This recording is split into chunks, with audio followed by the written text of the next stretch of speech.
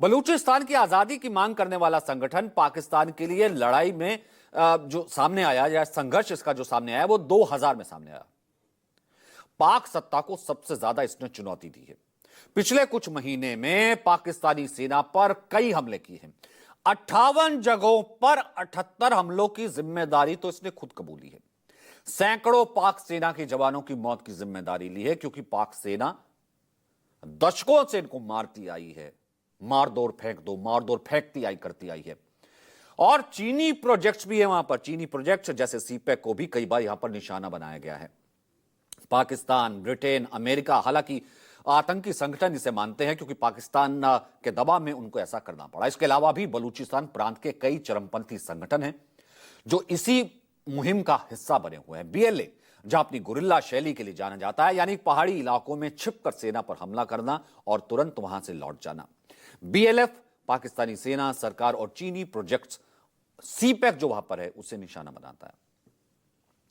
अब बलूचों का गुस्सा सिर्फ पाकिस्तान सरकार और सेना के खिलाफ भी नहीं है, ये थर्ड पार्टी एंट्री भी है। वो कह रहे हैं ना हमारा झूमर है, अब ये झूमर का सच आप जानिए, वो है चीन। चीन के खिलाफ भी बलूचिस्तान है, बलूच के लोग हैं। क्यों, ये समझिए। आपको अगर एक टर्म में बताएं कि जैसे रशिया के लिए यूक्रेन है, वैसे चीन के लिए बलूचिस्तान, यानी कि चीन का यूक्रेन है, ऐसी पोटेंशियल दिखता है। इतने प्राकृतिक संसाधन है।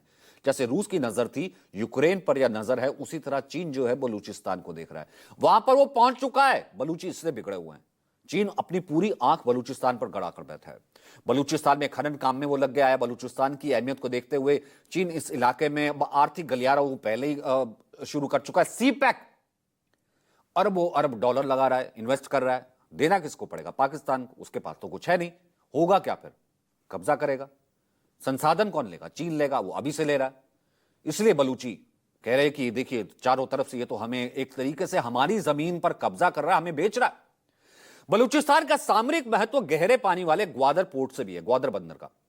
इस पर चीन की नजर है। चीन पाकिस्तान आर्थिक गलियारे यानी सीपैक का ये बहुत इंपॉर्टेंट हिस्सा है। इस वजह से पाकिस्तान में अरबों डॉलर चीन डाल रहा है।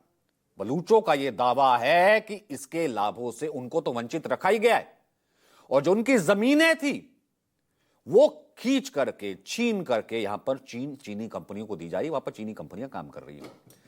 अब अकूत प्राकृतिक भंडार के बावजूद बलूचिस्तान आर्थिक रूप से तो उपेक्षित है, हमने रिपोर्ट्स दिखा दी, जिस वजह से बलूचों का गुस्सा फूट रहा, चरम पर है।